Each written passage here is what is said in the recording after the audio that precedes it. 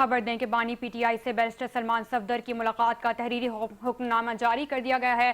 Attorney general نے اگست 2023 کے حکم پر عمل درآمد رپورٹ عدالت کو پیش کی۔ حکم نامے میں کہا گیا کہ جمع کرائی گئی رپورٹ اس وقت کی ہے جب بانی P T I Attock jail میں تھے۔ مقدمے کو منطقی انجام تک پہنچانے کے لیے ضروری ہے کہ نئی رپورٹ پیش کی جائے۔ مزید تفصیلات جانیں گے بابر اورنگزیب سے۔ جی بابر۔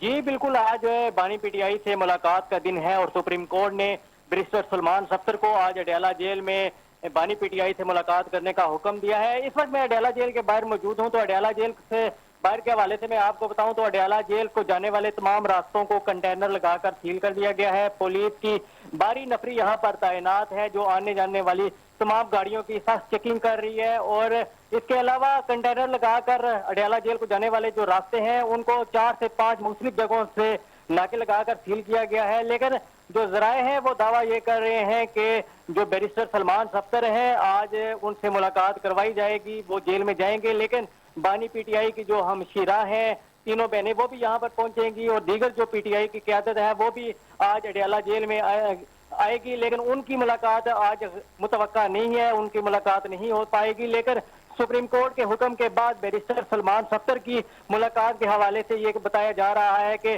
ذرائع یہ دعویٰ کر رہے ہیں کہ آج ان کی ملاقات اڈیالہ جیل میں کروائی جائے گی۔ جی تفصیلات کے لیے شکریہ بابر۔